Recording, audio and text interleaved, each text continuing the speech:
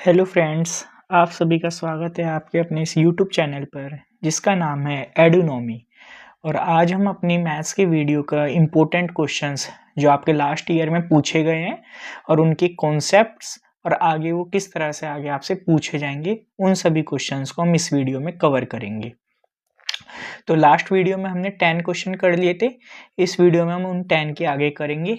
और बच्चों, ये क्वेश्चंस आपके लिए बहुत इंपॉर्टेंट होने वाले हैं। हम खाली क्वेश्चंस ही नहीं, इनके साथ इनके कॉन्सेप्ट्स भी सीखेंगे। और ये बच्चों, मैं वो क्वेश्चंस लेके आया हूँ जो बहुत इंपॉर्टेंट है और इनसे ऊपर किस तरह से क्वेश्चन बन सकते हैं वो भी मैं आपको इस वीडियो में एक्सप्लेन करूँगा। तो देखिए, क्लास स्टार्ट करने से पहले हमेशा की तरह हम अपने एक मोटिवेशन की ओर देखते हैं। तो मेहनत का रास्ता आसान नहीं है, इसलिए इस रास्ते पर भीड़ नहीं है। ये बात ध्यान रखिएगा, मेहनत जो है वो हर कोई नहीं करता और जो करता है वो आगे बढ़ जाता है। और बच्चों, किसी भी चीज़ का कोई शॉर्टकट नहीं होता, ठीक है। अगर आप सोचो कि कोई शॉर्टकट है कि एक रात बैठ के पढूं और मैं टॉप कर जाऊं या मेरे 80% अबव आ जाएं, इट इज़ नॉट पॉसिबल। कुछ बच्चे अगर कर भी सकते हैं ऐसा, तो उन्होंने पहले काफ़ी कुछ मेहनत करी है, उनके कंसेप्ट्स वगैरह क्लियर होंगे जब भी वो आज ऐसा कर भी पा रहे हैं, अन्यथा वो नहीं कर पाते। तो आइए हम सभी मेहनत करेंगे खूब अच्छे से। और अगर आप इन वीडियोस को डेली देखते हैं, मैं डेली आपके लिए इस तरह से क्वेश्चंस लेके आऊँगा, 100% आप गारंटी मान लीजिए, अपना जो आप प्रैक्टिस कर रहे हैं वो तो कर ही रहे हैं, इसके साथ में आप जो है अपने, अगर ये आप क्वेश्चंस लगा रहे हैं डेली मेरे साथ, डेली मैं आपके लिए नए नए क्वेश्चन लेके आऊँगा विद नए कंसेप्ट। और आप जब तक एग्जाम है आपका, ये मान के चलिए आप 75 अबव स्कोर करने वाले हैं। आपके लिए खूब रिसर्च करके मैं क्वेश्चंस लेके आऊँगा, ठीक है। आइए फर्दर डिले ना करते हुए हम आगे वीडियो स्टार्ट करते हैं अपनी। चलिए, तो सबसे पहला क्वेश्चन आज हमारे सामने स्क्रीन पर है। The distance between the points 3, -5 x, -15 is 15 unit. हमें यहाँ पर डिस्टेंस दे रखा है 15 यूनिट और ये हमारे दो कोऑर्डिनेट दे दिए, ए कोऑर्डिनेट और बी कोऑर्डिनेट हमें दे दिए हैं। आपको क्या करना है, वैल्यू बतानी है एक्स की। तो देखिए बच्चों, ये कोऑर्डिनेट ज्योमेट्री से क्वेश्चन है और बहुत अच्छा क्वेश्चन है, इंपॉर्टेंट क्वेश्चन है, ठीक है। तो इसके ऊपर हम बात करेंगे। अच्छा, ये क्वेश्चन आपको ध्यान रखना है, ये बिल्कुल करके जाने हैं बच्चों। जितने भी मैं क्वेश्चन आपको करा रहा हूँ, आप बिलीव करो, यही क्वेश्चन आपके डायरेक्ट पूछे जाएंगे इस बार भी, इसी कॉन्सेप्ट के ऊपर। चलिए, तो पहला क्वेश्चन देखते हैं, इसको कैसे करेंगे। तो सबसे पहले यहाँ डिस्टेंस दे रखा है, तो हमारे पास डिस्टेंस फॉर्मूला होता है √x² x2 माइनस x1 का square plus y2 minus y1 का स्क्वायर, ठीक है। d बराबर x2 माइनस x1 का square plus y2 minus y1 square. तो हमारे पास इस वाले क्वेश्चन में देख ही होंगे आप, x2 हो जाएंगे हमारे पास ये वाली वैल्यू। अच्छा, हमें यहाँ डिस्टेंस दे रखा है, तो एक काम करते हैं, डिस्टेंस की वैल्यू हम यहाँ पर पुट कर देंगे। डिस्टेंस हमारे पास है यहाँ पर 15, ठीक है। और यहाँ हो जाएगा x -3 का स्क्वायर प्लस y2 हमारे पास है -5 और y1 है -5, तो माइनस माइनस हो जाएगा प्लस के 5 का स्क्वायर, ओके। अब देखिए, देखो इधर अंडर रूट है, इधर 15 है, तो हम क्या करेंगे, अंडर रूट हटाने के लिए दोनों तरफ स्क्वायर कर देंगे। तो स्क्वायरिंग करके कितना आ जाएगा, यहाँ इधर आ जाएगा हमारे पास 225 और इधर हमारे पास आ जाएगा x -3 का स्क्वायर है, तो ये आ जाएगा x -3 स्क्वायर और इधर हमारे पास क्या बचने वाला है, 0, ठीक है। तो अगर इसे हम सॉल्व करेंगे तो 225 equal to x square plus ये हो जाएगा आपके पास 6x माइनस कितना हो जाए, एक सेकेंड, सॉरी गलती हो गई है ना, ये हो जाएगा आपके पास 9 माइनस 6x, ठीक है। अब इसे सॉल्व करेंगे आप, यहाँ पर हमारे पास क्वाड्रेटिक इक्वेशन बन रही है, तो एक्स स्क्वायर माइनस 6x और आपका हो जाएगा प्लस 9 माइनस 225 इक्वल टू 0। यहाँ पर हमारे पास आ जाएगा एक्स स्क्वायर माइनस 6x और 225 में से 9 जाएंगे तो हमारे पास बचेगा 2 200, 9 में से 5 गए तो 200, कितना बचेगा बच्चों 16 इक्वल टू आ गया हमारे पास 0। अब 216 के हमें ऐसे फैक्टर करना है जिन्हें माइनस करके कितना आना चाहिए 6 आना चाहिए। तो देखो बच्चों, अगर आप यहाँ पर फैक्टर करने बैठ जाओगे तो बहुत टाइम लग जाएगा, पहले इस क्वेश्चन ने हमसे इतनी मेहनत करा ली है। अब देखो यहाँ पर आप देख रहे हो 12 18 माइनस 12 18 18 5 ये आ रहे हैं, ठीक है। 9 और 12 तो हो ही नहीं सकता क्योंकि इन्हें माइनस करके आएगा 7, तो 18 और 5 भी आंसर नहीं होगा आपका क्योंकि इन्हें सॉल्व करके आएगा आपके पास 3। 12 और 18 में से ही कोई आंसर होगा। तो अभी हमारे पास इसे चेक कर लेते हैं हम। देखो हमने शॉर्ट कर सकते क्योंकि हमें लाना क्या है, बीच में 6 लाना है। तो 12 और 18 और यहाँ 12, इस तरह से इनमें से क्वेश्चन होगा। अब आगे हम देखते हैं, इसके फैक्टर करके देख लेते हैं। देखो ये भी शॉर्टकट होता है, आपने दो है तो क्वेश्चन आपने एलिमिनेट ही कर दे दो इसमें से। तो ये हो जाएगा हमारे पास 18 minus 12 x minus 216 equal to 0। अब आप इसे सॉल्व करेंगे तो ये आ जाएगा एक्स स्क्वायर माइनस 18x और आपका ये हो जाएगा प्लस के 12x माइनस के 216 इक्वल टू 0। तो यहाँ से x कॉमन आ गया तो x माइनस 18 प्लस यहाँ पर 12 कॉमन ले सकते हो आप। 12 कॉमन लेंगे तो यहाँ पर आ जाएगा x माइनस 18 इक्वल टू 0। अब देखो x माइनस 12 और x माइनस 12 कॉमन है तो x माइनस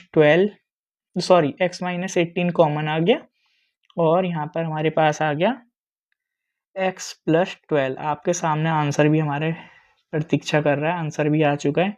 x की वैल्यू एक आ रही है 18 और एक x की वैल्यू आ जाएगी माइनस के 12। तो इन दोनों वैल्यू में से कुछ भी आपका आंसर हो सकता है। तो right answer will be your minus 12 and 18। तो देखो बच्चों, हमने अपना थोड़ा सा लॉजिक लगा के इन दो को तो हमने एलिमिनेट ही कर दिया था। तो अगर आप अच्छे से किसी चीज़ को फोकसली होकर देखते हो ना तो आप बड़े आराम से इसके क्वेश्चन को कर सकते थे। कर भी लिया हमने और यहाँ पे डिस्टेंस फॉर्मूला आपको याद रखना है।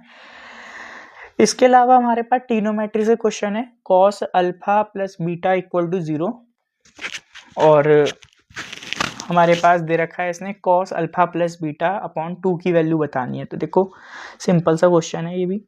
कॉस हमारे पास दे रखा है alpha plus beta equal to 0 है, ठीक है। आप सभी जानते होंगे कॉस अल्फा प्लस बीटा की वैल्यू कहाँ पर 0 होती है, सॉरी कॉस 0 की वैल्यू तो कॉस पाई बाई 2 पे या 90 लिख लेता हूँ, ठीक है। तो कॉस से कॉस कैंसिल हो जाएगा, यहाँ से पाई बाई 2 इक्वल टू कितना आ जाएगा 90, ओके। तो अब अगर हम इसमें क्या करते हैं, अपने cos पाई बाई 2 की वैल्यू हमें पता है पाई बाई की इसकी 90 बाई 2 और जी ये आ जाएगा आपके पास cos 45, ठीक है। cos 45 की वैल्यू हमारे पास कितनी होती है 1/√2। अच्छा, कुछ बच्चे ना जल्दी जल्दी में इसका 0 आंसर लगाई जाएंगे तो उन्हें पता है मार्क्स पे कितने मिलेंगे, उन्हें 0 ही मिलने वाले हैं। तो भैया ऐसे काम मत करना, आराम से करो क्वेश्चन को, कोई टेंशन नहीं लेनी, ठीक है। चलो तो नेक्स्ट क्वेश्चन देखते हैं। अब ये क्या हमारा मेंसुरेशन से क्वेश्चन है, सरफेस एरिया एंड वॉल्यूम से। ये कह रहा है solid sphere is cut into 2 hemisphere. एक सॉलिड को हमने 2 हेमिस्फीयर में कट कर लिया, ठीक है। The ratio of the surface area of the sphere to that of 2 hemisphere. बढ़िया क्वेश्चन है। देखो आपने क्या करा है, एक आपके पास था स्फीयर, ठीक है, इस तरह से स्फीयर, आपने इसे क्या करा 2 हेमिस्फेरिकल में 2 हेमिस्फीयर में आपने इसे बांट दिया, ठीक है। अब आपसे वो पूछ रहा है इस बड़े वाले हेमिस्फीयर का इनसे रेशियो बताओ। तो वॉल्यूम ऑफ हमारे पास आएगा ऊपर sphere, sorry ratio of surface area पूछ रहा है, ठीक है, ठीक है। रेशियो ऑफ सरफेस एरिया पूछ रहा है वो हमसे ना, ठीक है। तो रेशियो ऑफ सरफेस एरिया तो हो जाएगा surface area of sphere, surface area of sphere upon में आ जाएगा आपके पास surface area of 2 hemisphere, 2 hemisphere का सरफेस एरिया। तो सरफेस एरिया ऑफ हेमिस्फीयर क्या होता है हमारे पास 4 पाई आर स्क्वायर और सरफेस एरिया ऑफ 2 हेमिस्फीयर हो जाएगा 2 इंटू 2 पाई आर स्क्वायर। बच्चों अब कंफ्यूज नहीं होना है, रेडियस देखो अगर मैंने इसे फोड़ दिया, इसे बीच में से 2 कर दिए तो इसकी जो रेडियस होगी वो सेम ही आएगी, ठीक है, रेडियस में तो कोई अंतर नहीं आएगा। अगर आपने इसे बीच में से कट भी कर दिया तो दो रेडियस तो सेम ही रहेगी। पर यहाँ पर आपके पास सरफेस ये क्योंकि 4πr² पूरे का सरफेस एरिया, और हेमिस्फेयर का कितना होता है 2πr², क्योंकि दो बन रहे हैं हमारे पास तो 2 से मल्टीप्लाई हो जाएगी। अब देखो πr² से πr² कैंसिल हो गया, 2 2 जा 4, 4 से 4 कैंसिल हो गया, तो आपके पास क्या आएगा 1:1 आपके पास इसका जो है राइट आंसर आ जाएगा। ठीक है। अच्छा बच्चों, हमसे वॉल्यूम की बात करता, अगर सपोज करो इसी क्वेश्चन में वो हमसे बोल दे कि वॉल्यूम का रेशियो बताओ, तो वॉल्यूम ऑफ स्फीयर अपॉन में वॉल्यूम ऑफ 2 हेमिस्फीयर। ठीक है, 2 हेमिस्फीयर, तो ये कितना हो जाएगा हमारे पास 2 हेमिस्फीयर। वॉल्यूम ऑफ स्फीयर हमारे पास होता है 4/3πr³ अपॉन में 2/3πr³ इंटू हो जाएगा इसकी 2 से। ठीक है, तो अब देखो 3 से 3 कट जाएगा और πr³ से πr³ कट गया। ठीक है, हमारे पास यहाँ क्या बचेगा 4 बचेगा। ठीक है, और 4 से 4 भी कैंसिल आउट हो जाएगा, तो उसका वॉल्यूम का रेशियो भी आपके पास 1:1 आ जाएगा। तो इससे आपको ध्यान रखना, इस तरह के क्वेश्चन भी आपको देखने को मिल सकते हैं अपने एग्जाम में, इम्पोर्टेंट क्वेश्चन है और ये भी। अब देखो नेक्स्ट क्वेश्चन हमारा जो है स्टैटिक्स से है, middle most observation of every data arrange in order. अगर आप डाटा को अरेंज करते हो एक ऑर्डर में, ठीक है, या तो आप असेंडिंग में लगाते हैं, असेंडिंग ऑर्डर में अगर आप लगाओगे तो मिडिल में आपके पास क्या, मिडिल में वैल्यू कौन सी आती है, वो होती है आपकी मीडियन। ठीक है, वो वैल्यू होती है आपकी मीडियन। और अगर वो पूछता है इन सभी का एवरेज कितना होगा, अगर वो बात करता है कि एवरेज, तो एवरेज जो होगा वो किसके इक्वल हो जाता है, एवरेज किसी भी चीज का वो उसके मीन के इक्वल हो जाएगा। ओके, अच्छा एक ये चीज आप स्टार मार्क कर लीजिएगा, ये आपको मैंने लास्ट वीडियो में बताई थी। मीन मोड मीडियन के बीच में रिलेशन क्या होता है, मोड इक्वल टू 3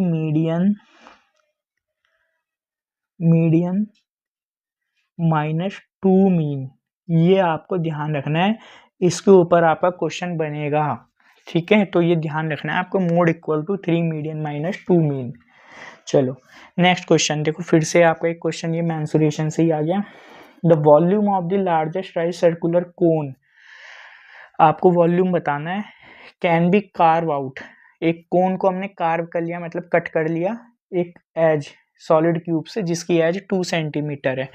अब अगर मान लीजिए ये आपका एक क्यूब है, ठीक है, जिसकी 2 सेंटीमीटर है जिसकी एज, तो इसमें से आपने मैक्सिमम निकालना है, तो भैया यही मैक्सिमम हो जाएगी इसकी रेडियस, वो जो डायमीटर होगा, और इसकी जो हाइट होगी वो भी मैक्सिमम आपको कह रहा है निकालने को।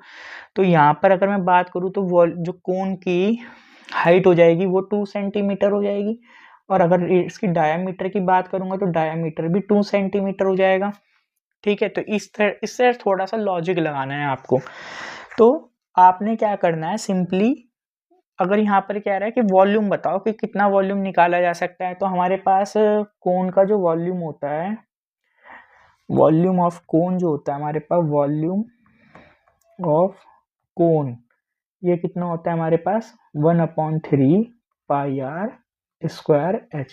देखो सिलेंडर का जो वॉल्यूम होता है, अगर मैं बात करूं सिलेंडर के वॉल्यूम की मैं बात करता हूं, तो सिलेंडर का जो वॉल्यूम होगा वो आपका कितना होता है, सिलेंडर का वॉल्यूम वो होता है πr²h। तो πr²h होता है वॉल्यूम ऑफ सिलेंडर। अगर हम कोन की बात करेंगे तो कोन जो होता है वो 1/3 होता है, मतलब 1/3 टाइम्स होता है वॉल्यूम ऑफ सिलेंडर के। ये भी बात आपको ध्यान रखनी है।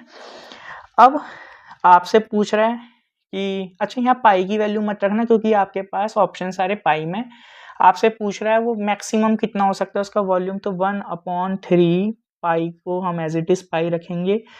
आर हमारे पास कितनी हो जाएगी 1 × 1 का मतलब 1 का स्क्वायर, और एच हमारे पास हो जाएगी 2, तो ये आ जाएगा आपके पास 2/3 पाई सेंटीमीटर क्यूब, तो 2/3 पाई सेंटीमीटर क्यूब। तो क्यूबिक सेंटीमीटर आपके पास 2/पाई ये वाला दिख रहा है, तो 2 पाई/3 क्यूबिक सेंटीमीटर राइट आंसर हो जाएगा आपका। इजी सा क्वेश्चन था, ठीक है। अच्छा, इसी में एक क्वेश्चन और आता है, मोस्ट इंपोर्टेंट है भैया, ध्यान रखना, मोस्ट इंपोर्टेंट है। मैं इसका आपका पार्ट करा देता हूँ। अगर वो पूछता कि अब रिमेनिंग सॉलिड का सरफेस एरिया बताओ, रिमेनिंग सॉलिड का सरफेस एरिया कितना होगा, तो इसी के ऊपर एक क्वेश्चन देखते हैं। चलो देखो, आपने क्या करा, यहाँ समझो पहले चीज को। ये हमारे पास था इस क्यूब, इस क्यूब में से हमने क्या कर दिया बच्चों, इस क्यूब में से हमने एक कोन को बाहर निकाल दिया। अब पहले तो ये बताओ आप मुझे कि इसका जो वॉल्यूम है क्यूब का, वो तो क्या हो गया, कम हो जाएगा, क्योंकि इसमें से मटेरियल बाहर निकल गया। पर सरफेस एरिया क्या होगा इसका, बढ़ जाएगा या घट जाएगा, बताओ, बढ़ेगा या घटेगा इसका सरफेस एरिया? ऑब्वियस, ये इसका जो सरफेस एरिया होगा वो बढ़ जाएगा। सर कैसे, अगर हमने मान लो इसको कोन को बाहर निकाल दिया, इसमें से कट करके कोन बाहर आ गया, तो कुछ अब हमारा ये इस तरह का गड्ढा सा रह जाएगा बीच में, तो सरफेस एरिया कैसे बढ़ेगा, तो घट गया। बच्चों यहाँ पर हम लगाएंगे पेंट कॉन्सेप्ट।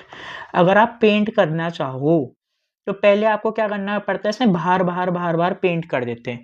पर अब आपको क्या करना पड़ेगा, इसमें से कोन आपने निकाल दिया तो इसके अंदर भी पेंट करना पड़ेगा, जितने में कोन है, और बाहर तो अलग आपका पेंट चल ही रहा था, बाहर तो पेंट करना ही है, पर आपको अब अंदर भी इसके क्या करना पड़ेगा, पेंट करना पड़ेगा। हाँ, बस एक जगह रहेगा ये, वो है उसका टॉप, क्योंकि टॉप आपने बाहर निकाल दिया है, कोन के साथ साथ इसका टॉप भी बाहर आ चुका है, तो ये यहाँ पर अब आपको पेंट नहीं करना पड़ेगा। पर अब ये जितना बड़ा आपके पास एक गड्ढा सा बन गया, इसमें भी कोन को निकालने पर यहाँ पिट बन गई एक, तो उस पिट में भी अब आपको क्या करना पड़ेगा, पेंट करना पड़ेगा। तो अब आपका पेंट ज्यादा लगेगा, तो सरफेस एरिया यहाँ पर बढ़ गया। तो उसको कैसे कैलकुलेट करेंगे, जरा देख लेते हैं, चलो फटाफट देखते हैं। तो अब हो जाएगा surface area of remaining, surface area of remaining solid, एक second, surface area of remaining solid equal to हमारे पास कितना हो जाएगा। देखो, सबसे पहले तो आपका जो था वो surface area of cube, cube में तो आपको पेंट करना ही था, surface area of cube plus आपको क्या करना था यहाँ पर, सरफेस एरिया अब आपका आ जाएगा सी एस से, यहाँ पर सी एस से आएगा आपका सी एस से ऑफ क्यूब, ठीक है, sorry C S of cone, cone का सी एस से भी जुड़ जाएगा। पर अब आपको खाली एक ऊपर पेंट नहीं करना पड़ेगा, तो जो क्योंकि एक गोला सा निकल गया, तो वो आ जाएगा आपका बेस ऑफ कोन, जो कोन का बेस था ऊपर से वो आपका गायब हो गया, ठीक है। अच्छा, सरफेस एरिया ऑफ क्यूब कितना होता है हमारे पास, हम जानते हैं 6a², साइड का स्क्वायर, कोन का क्यूब क्या होता है हमारे पास, वो कोन का सी एस है तो πr_l होता है, माइनस इसमें से क्या कर देंगे, πr²। तो अब आप इससे क्या कर सकते हैं, इस फॉर्मूले से आप सॉल्व कर सकते हैं, ठीक है। यहाँ पर आप करना चाहेंगे तो 6a² हो जाएगा, प्लस रेडियस सेम रहने वाली है, πr कॉमन आ जाएगा, अंदर क्या बचेगा आपके पास, l−r बचेगा। अब आप l निकाल लेंगे, a की वैल्यू आपको पता ही है, ठीक है। l निकालने का फॉर्मूला आप जानते होंगे, l बराबर आपका होता है √r² प्लस h², ठीक है। आपके पास r भी है, h भी है, r आपकी 1 है, ये आपकी 2 जब 4 हो जाएगी, ये √5 आपकी आ जाएगी, ठीक है, सॉल्व करके आए। तो इस तरह से अब आप इसको क्वेश्चन को कर सकते हैं। तो ये मोस्ट इंपोर्टेंट क्वेश्चन था, हमने आपको पहले ही कहा था अपनी वीडियो के माध्यम से हम आपको सभी इंपोर्टेंट क्वेश्चन भी इन क्वेश्चन के साथ कराते चलेंगे। चलो नेक्स्ट क्वेश्चन कह रहा है वो, 2 dice are roll together, 2 dice को रोल कर दिया गया आपस में। अब प्रोबेबिलिटी बताओ गेटिंग द सम ऑफ 2, 3 और 5, 2, 3 और 5 आने की प्रोबेबिलिटी। तो पहली बात तो आपको देखना है, ये और देख के आपको कंफ्यूज नहीं होना है कि और आ गया तो 3 या 5 नहीं, आपको 2 भी लेना है, 3 भी लेना है सम, और 5 भी लेना है।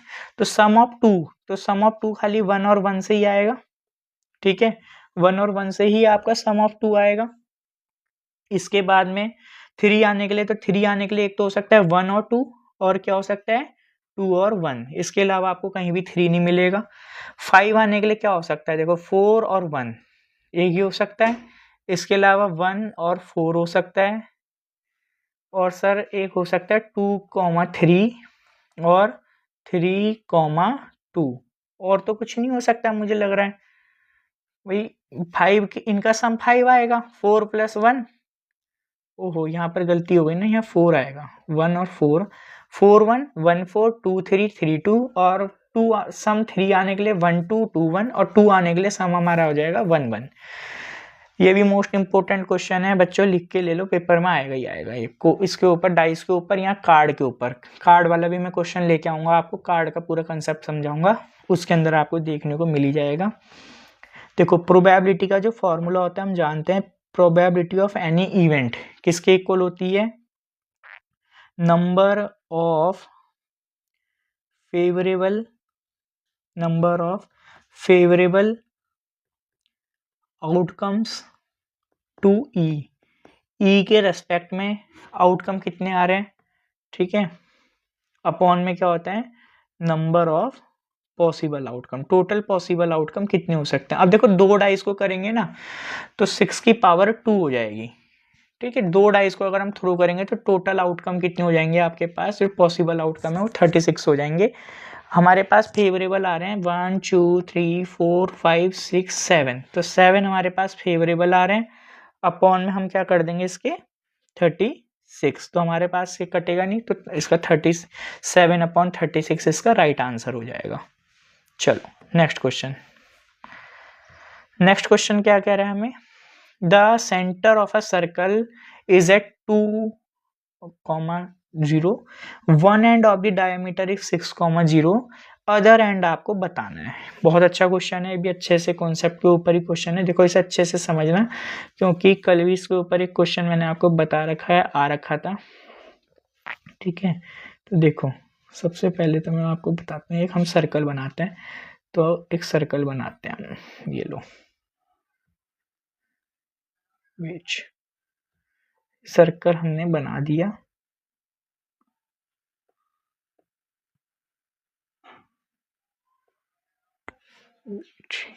मूव कैसे हुआ ये, चलो कोई नहीं, सर्कल यहाँ बन गया। अब आपको देखो, अब आपने क्या करना है, इसमें सर्कल के अंदर हम बनाएंगे एक लाइन, ठीक है, इसका डायामीटर, तो ये हमने इसका डायामीटर ड्रॉ कर दिया, ठीक है, ये हमने इसका डायामीटर से ड्रॉ कर दिया। अब देखो इस डायामीटर का ये तो है इसका सेंटर, यहाँ पर हम मानते हैं इसका सेंटर है, सेंटर के पॉइंट हमें सेंटर ओ है इसका, ओ के हमने मान लेते हैं कोऑर्डिनेट हमारे पास है 2,0, एक एंड हमारा ये ए मान लेते हैं और इसे बी मान लेते हैं, तो कोई भी एक एंड मान लीजिए, तो ये 6,0 है हमारे पास। अब आपको इधर वाले इसके कोऑर्डिनेट बताने हैं, तो देखो भाई डायमीटर है ये, आपको पता है ओ बी और ओ ए, बात करूं मैं O B equal to O A हो जाएगा, क्यों हो जाएगा सर, रेडियस है, ठीक है, रेडियस है इसकी, तो इनका जो रेशियो होगा 1 और इसका भी रेशियो कितना हो जाएगा 1 हो जाएगा, तो ये क्या हो गया आपका मिड पॉइंट फॉर्मूला लग सकता है यहाँ पर। तो मिड पॉइंट फॉर्मूला क्या बोलता है कि मिड पॉइंट फॉर्मूले के अकॉर्डिंग आप सभी जानते हैं मिड पॉइंट फॉर्मूला हम सभी जानते हैं क्या होता है। मिड पॉइंट फॉर्मूला हमारे पास, मिड पॉइंट फॉर्मूला बोलता है x इक्वल टू हमारे पास होता है x1 + x2 अपॉन 2 और y इक्वल टू हमारे पास होता है y1 + y2 अपॉन 2। कल भी इसके ऊपर एक क्वेश्चन आया था बच्चों, बहुत इंपॉर्टेंट क्वेश्चन है ये आपका। अब देखो यहाँ पर हमारे पास मिड पॉइंट दे रखा है 2, x1 की वैल्यू हमारे पास कितनी है ये नहीं पता, ये हमें निकालनी है x1, x2 हमारे पास दे रखा है 6 अपॉन 2, तो ये हो जाएगा 4 -6 इक्वल टू x1, और यहाँ से x1 की वैल्यू आ जाएगी हमारे पास -2, ये आ गए हमारे पास -2 आ गई इसकी वैल्यू, ठीक है। चलो अब हमें निकालना है y, तो y हमें दे रखा है 0, y1 की वैल्यू हमें निकालनी है, y2 की वैल्यू हमारे पास है 0 अपॉन में 2, तो यहाँ से 0, y1 की वैल्यू भी आपके किसके इक्वल आ जाएगी 0 के इक्वल आ जाएगी, ठीक है, 0 के इक्वल। तो हमारे पास जो ए के जो कोऑर्डिनेट आ गए, ए के जो कोऑर्डिनेट आ गए वो आया -2,0। भाई बहुत इंपॉर्टेंट था। रोम्बस के ऊपर भी आ सकता है इसमें क्वेश्चन, ठीक है। रोम्बस वाले भी मैं आपके लिए लेके आऊंगा, जब चैप्टर वाइज में इसके वीडियो लेके आऊंगा तो उसके अंदर सारे इंपॉर्टेंट क्वेश्चन हम कवर कर लेंगे। तो इसका राइट आंसर हो जाएगा -2,0। रोम्बस में भी इसी तरह से क्वेश्चन आएगा आपका, ठीक है। तैयार करके जाने हैं सभी क्वेश्चन। देखो ये लीनियर इक्वेशन से आ गया आपके पास question, linear equation in 2 variable जो हमारा चैप्टर है वहां से क्वेश्चन आया हुआ है। ये कह रहा है in the figure graph of 2 linear equation are shown. हमें 2 लीनियर इक्वेशन के ग्राफ दिखा दिए हैं। अब देखो क्वेश्चन में क्या कह रहा है, pair of these linear equation क्या होंगे। अगर हम इनके ये भी ना पढ़े, अभी ऑप्शंस भी हम इतने अच्छे से जानते हैं, पहले मैं आपको कंसेप्ट बता देता हूँ। तो देखो कंसेप्ट ये बोलता है A1/A2 अगर नॉट इक्वल है B1/B2 के। सर ये A1 और A2 क्या होते हैं। देखो 2 लीनियर इक्वेशन है, ये लाइन L1 है, ये लाइन L2 है। क्योंकि लीनियर इक्वेशन है तो कोई भी लीनियर इक्वेशन की हमारे पास इक्वेशन होती है। तो अगर मैं इक्वेशन मान लेता हूँ कि L1 की जो इक्वेशन है वो आपकी है हमारे पास A1x plus B1y plus C equal to 0 के इक्वल है। और इसी तरह दूसरी लाइन की इक्वेशन है A2x plus B2y plus C2 equal to 0 हम मान लेते हैं। तो A1/A2 x के कोफिशिएंट हो गए आपके A, y के कोफिशिएंट हो गए आपके B1 B2, ठीक है। पहली लाइन की इक्वेशन, क्योंकि स्टैंडर्ड लीनियर इक्वेशन क्या होती है ax plus by plus c, a b c यहाँ पर कांस्टेंट होंगे। a b क्या होगा आपका, a x का कोफिशिएंट है, y b का कोफिशिएंट और c यहाँ पर कांस्टेंट टर्म है।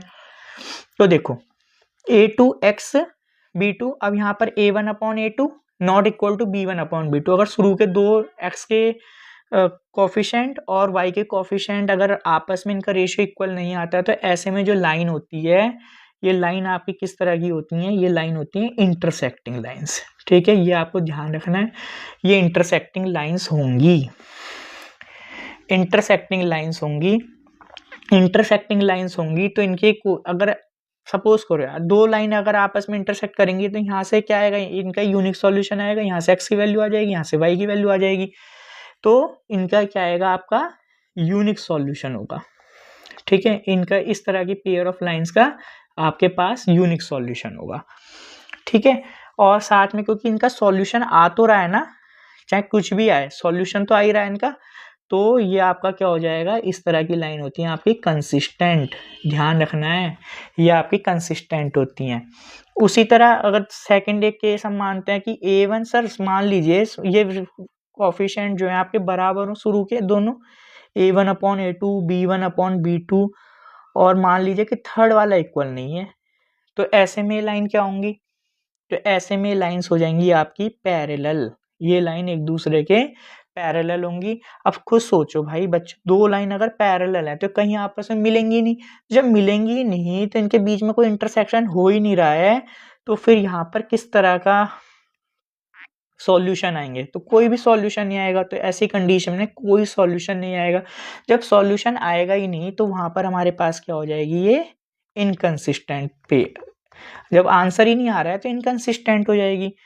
सर सपोज करो अब की बार ये तीनों ही कोफिशिएंट हमारे इक्वल हो जाए, A1/A2 B1/B2 और C1/C2, ये तीनों के तीनों इक्वल हो गए, तो क्या होगा। अब देखो लाइंस कैसी हो जाएंगी, ये इसका मतलब सर लगभग एक ही जैसी लाइन है, रिश्ता वही है, सोच नहीं है, लिखने का तरीका ही तो अलग हो गया भाई। तो दोनों के इक्वल क्या आ रहा है, मतलब एक ही लाइन है, उसी के ऊपर दूसरी लाइन होगी। तो ऐसे में लाइन कैसी हो जाएंगी, कुछ इस तरह की लाइन हो जाएंगी, एक ही बिल्कुल सेम एक ही के ऊपर आ जाएंगे दोनों लाइन। बस उसके वैल्यू हमने 2 से 3 से मल्टीप्लाई कर दोगे तो कोई अंतर उसका नहीं पड़ता। मतलब दूसरी लाइन की इक्वेशन और पहली लाइन के रेशियो बिल्कुल सेम आ जाएंगे, जैसे 2 सिमिलर ट्रायंगल होते हैं। तो ऐसे में लाइंस क्या होंगी, एक ही जैसी लाइन होंगी। तो ये हो जाएगा आपका, ये आपका हो जाता है कोइंसिडेंट लाइन, ठीक है। ये आपकी हो जाएगी कोइंसिडेंट लाइन, ठीक है। बच्चों थोड़ा सा ना अभी यहाँ पर जो लिखने में प्रॉब्लम है, तो आप थोड़ा सा समझ लीजिएगा, मैं बोल देता हूँ आपको। कोइंसिडेंट लाइन है, और अब इसके अंदर आपका क्या होगा, जब कोइंसिडेंट लाइन है तो भैया एक ही के ऊपर दूसरी लाइन है, तो बहुत सारे पॉइंट आएंगे, तो ऐसे में आएंगे many solution, infinitely many solution आपके पास देखने को मिलेंगे, क्योंकि सॉल्यूशन आ रहा है। बात ये नहीं हुई थी कि सॉल्यूशन आएगा ही नहीं, उसने ये कहा था कि कंसिस्टेंट जब होगा जब सॉल्यूशन आएंगे, चाहे एक आए चाहे बहुत सारे आए, हमें उससे कोई लेना देना नहीं है। तो इसके अंदर भी क्या होगा, ये आपके पेयर ऑफ लाइन क्या होंगी, कंसिस्टेंट होंगी। अब आ जाओ इस वाले क्वेश्चन में, अगर इस लाइन को मैं आगे तक ड्रॉ करूंगा तो ये क्या हो जाएंगी, कहीं ना कहीं जाके क्या हो जाएंगी, ये आपस में इंटरसेक्ट कर जाएंगी ना बच्चों। देखो इस लाइन को भी खींचेंगे, इस लाइन को करेंगे तो ये आपस में इंटरसेक्ट हो जाएंगी। तो होंगी तो ये कैसी लाइन हो गई, इंटरसेक्टिंग लाइन हो गई। और इंटरसेक्टिंग लाइन है तो अभी हमने पढ़ा कि वो क्या होती है, कंसिस्टेंट होती हैं। बिल्कुल, तो क्या हो जाएगा, कंसिस्टेंट विद यूनिक सॉल्यूशन इसका राइट आंसर हो जाएगा। अच्छा, और ऑप्शन देख लेते हैं। तो consistent with infinitely many solution जब होती है जब एक ही के ऊपर दोनों लाइन हो। कंसिस्टेंट भी और इनफाइनाइटली मैनी सॉल्यूशन है जब एक लाइन हो और उसी के ऊपर हमारी सेकंड लाइन भी हो जाए, तो वो होती है कंसिस्टेंट। इनकंसिस्टेंट तो हो ही नहीं सकती, इनकंसिस्टेंट के लिए तो दोनों लाइन पैरेलल होनी चाहिए और ये पैरेलल नहीं है। अब क्या कह रहा है, इनकंसिस्टेंट, फिलहाल इनकंसिस्टेंट है but can be made consistent by extending these line. बच्चों यहाँ ध्यान रखना है, बच्चा इसी में कंफ्यूज होगा, ये गलत होगा बिल्कुल, क्योंकि लाइन को ग्राफिक पे जब भी दिखाई जाती है, चाहे वो बिल्कुल थोड़ा सी लाइन दिखाई जाए, अगर वो इंटरसेक्टिंग है तो वो यहाँ भी और आगे भी होंगी। तो इसका कंसिस्टेंट विद यूनिक सॉल्यूशन, आपको कंफ्यूज नहीं होना है, कंफ्यूज करने के लिए दे रखा है। उसके बाद हमारे पास है the tangent draw at the end point of a diameter of a circle are parallel. Tangents क्या होती हैं, जो सर्कल को एक पॉइंट पे टच करती हुई जाती हैं। एक ये लाइन हो गई, एक ये लाइन हो गई, ये क्या होगी, टेंजेंट है किस and point of a diameter. ये लो जी, डायमीटर भी बनाते हैं, तो डायमीटर का एक एंड पॉइंट ये हो गया, एक एंड पॉइंट हमने ए मान लिया, एक एंड पॉइंट हमारा बी हो गया, दोनों के एंड पॉइंट पे हमने टेंजेंट ड्रॉ कर दिया। अच्छा एक बात बताओ, जहां टेंजेंट टच करती है सर्कल को उस पॉइंट को क्या कहते हैं, तो यस बिल्कुल सही कहा आपने, उसे हम कहते हैं पॉइंट ऑफ कॉन्टैक्ट। ठीक है, उस पॉइंट को बोलते हैं पॉइंट ऑफ कॉन्टैक्ट। सपोज करें पी है, तो पी को हम क्यों बात कर रहे हैं, क्योंकि अभी जो हम आगे के क्वेश्चंस करेंगे उसमें हम देखेंगे, तो ये पॉइंट ऑफ कॉन्टैक्ट हो जाएगा। ओके, तो and point of a diameter को अगर हमने ज्वाइन कर दिया तो आपस में क्या हो गई, ये लाइंस आपकी पैरेलल होंगी। क्यों होंगी, तो आपने थ्योरम पढ़ी है कि टेंजेंट जब सर्कल के ऊपर ड्रॉ करी जाती है तो रेडियस के परपेंडिकुलर होती है। तो यहाँ पर भी 90 डिग्री बनेगा और यहाँ भी। तो जब ये 90 और 90 बन रहे तो अल्टरनेट इंटीरियर एंगल से दोनों की दोनों क्या होंगी, लाइंस पैरेलल होंगी। क्या कहा मैंने आपको, किसी भी सर्कल पे जब टेंजेंट ड्रॉ करी जाती है, ठीक है, तो टेंजेंट क्या होती है, रेडियस के परपेंडिकुलर होती है। ये बात ध्यान रखनी है आपको, ये थ्योरम है आपकी। तो पहला एजर्शन तो हमारा सही हो गया। अब वो कह रहा है diameter of a circle is longest chord, ये तो हम बचपन से पढ़ते हुए आ रहे हैं। कॉर्ड क्या होती है, देखो कॉर्ड क्या होती है, एक सर्कल है, सर्कल में एक पॉइंट से दूसरे पॉइंट तक जब कोई लाइन टच करती है तो उसे कॉर्ड बोलते हैं। और डायमीटर क्या होता है, जो ऐसी कॉर्ड जो आपकी कहाँ से पास हो, सेंटर से पास हो। तो जो सेंटर से ये है, तो डायमीटर भी एक कोड, पर ये सबसे लॉन्गेस्ट कोड होती है, ध्यान रखिएगा। तो रीजन सही है। अब क्या क्या दोनों एक दूसरे की करेक्ट एक्सप्लेनेशन है, तो इनका तो कोई आपस में संबंध ही नहीं है भाई। करेक्ट एक्सप्लेनेशन के लिए अभी हमने पढ़ा कि ये हमारी थ्योरम अगर ये कह देता है कि 90 डिग्री बनती है तो हम बोलते अल्टरनेट इंटीरियर एंगल लग जाता, ये हमारी पैरेलल हो जाती। पर इन दोनों का आपस में कोई रिलेशन नहीं है, पर ये दोनों बात आपकी सही है, तो आपका ऑप्शन हो जाएगा बोथ आर सही, both R correct, but R is not the correct explanation of A. चलो नेक्स्ट एंड लास्ट क्वेश्चन आज का। If the graph of a polynomial touches x axis at only one point, अगर one point पे touch करता है तो polynomial can not be quadratic. भाई बच्चों ये आपका ना फर्स्ट एक्सरसाइज है पॉलिनोमियल की, वहां पर इस तरह का हमारे पास ग्राफ होता है। देखो अगर ये मान लो ग्राफ है हमारा, ठीक है, तो ग्राफ अगर ये सपोज करो पी एक्स का फंक्शन है ग्राफ, ठीक है, ये भी ध्यान रखना एक्स का फंक्शन होना चाहिए। अगर ये पॉलिनोमियल एक्स है तो यहाँ पर ये टच कर रहा है एक पॉइंट, 2, 3, 4 और 5 जगह पे क्या कर रहा है, इसे टच कर रहा है ग्राफ को, ठीक है, 5 जगह पे एक पॉइंट, दूसरा, तीसरा पॉइंट, चौथा पॉइंट, तो 5। तो इसमें ये पॉलिनोमियल की जो एक हाईएस्ट पावर हो जाएगी 5। अगर 5 पावर है तो इसके 0 भी क्या होंगे, इसके 0 भी आपके इक्वल होंगे। ये बात आपको ध्यान रखनी है बच्चों। एक चीज देखो, थोड़ा सा ऐसे रीड करोगे आप, इफ द ग्राफ जो है वो आपका क्या करता है, एक्स एक्सिस को एक जगह टच कर रहा है, तो कर सकता है बच्चों, ऐसी कोई बात नहीं है। ये देखो मैं आपको दिखाऊं तो देखो, सपोज करो ये ग्राफ है। अब अगर ये ग्राफ मेरा क्या कर रहा है, एक्स एक्सिस को एक जगह ही टच करेगा, सपोज करो ना एक्स एक्सिस को एक जगह टच कर रहा है ये, तो पर ये ग्राफ y को तो दो जगह टच कर रहा है ना, तो y को अगर ये दो जगह टच करेगा तब भी ये क्या होगा, क्वाड्रेटिक पॉलिनोमियल हो जाएगा, भले ही x को वो एक जगह टच करे। तो ये चीज आपको थोड़ा सा ध्यान में रखनी है, x एक्सिस को टच करेगा एक जगह, पर y को तो दो जगह कर सकता है ना।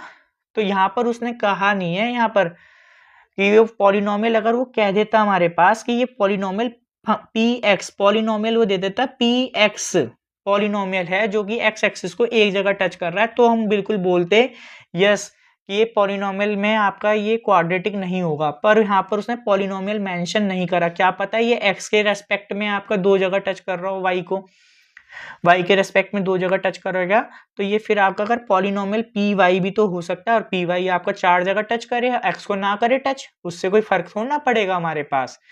ठीक है, अगर सपोज करो ऐसा ये ग्राफ, अब बताओ ये दो जगह टच कर रहा है नहीं कर रहा है, इसे y को तो दो, तो ये y की स्क्वायर होगा, बिल्कुल होगा, पर x को एक भी जगह ही टच नहीं कर रहा है, तो ये क्वाड्रेटिक पॉलिनोमियल हो सकता है, ऐसा कोई वो दिक्कत नहीं है। तो एजर्सन तो आपका रॉन्ग हो जाएगा।